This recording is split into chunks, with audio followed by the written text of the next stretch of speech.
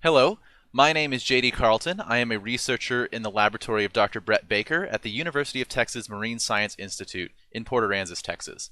And I work with ghosts. Now, when I say ghosts, I don't necessarily mean a child wearing a white sheet trying to get candy on Halloween, but I do mean things that you and I may never see. And there's a couple of reasons why. First is that the creatures that I work with are called microbes, particularly bacteria. These microbes are so small that we can't see them with our own eyes. They are about a half a micrometer to 5 micrometers in length, which is just about 20 times thinner than a human hair. The microbes that I work with are found in the deep ocean, almost 2,000 meters underwater in some cases, which makes them both very hard to get to and also very hard to grow. Just as we need the right soil to grow plants on land, you need the right components in order to grow these microbes in a laboratory, and we haven't found out how to do that yet. That doesn't mean, however, that we can't study them, because each one of these microbes has a set of instructions inside of it called DNA. This DNA provides us with a letter for letter look at exactly what the microbe is doing in the environment, and that's what I work on.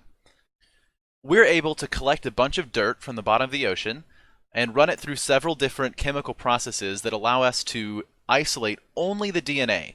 And once we isolate the DNA, we are then able to sequence it. And all DNA really is a sequence of letters, A's, T's, G's, and C's, that in and of itself is unreadable. I have no idea what that says, you have no idea what that says, it's meaningless to any of us. The next step of this process, however, puts meaning to that, and that's annotation.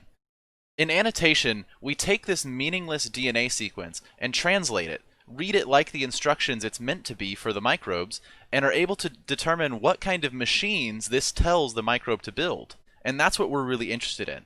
Because as soon as we know what kind of machinery exists in the cell, we're able to tell what their role in nature is. And this is where things get really exciting, because these microbes have an immense impact on the environment. They directly impact the amount of CO2 in the ocean and thus in the atmosphere. They can break down toxins from pollution and even make nutrients that will eventually find their way back to the surface of the ocean and even the land one day.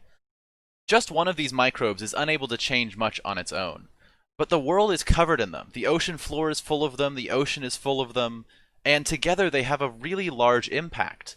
An impact that could make the difference in solving climate change or in solving our pollution problem, our plastic problem. And we won't know until we try.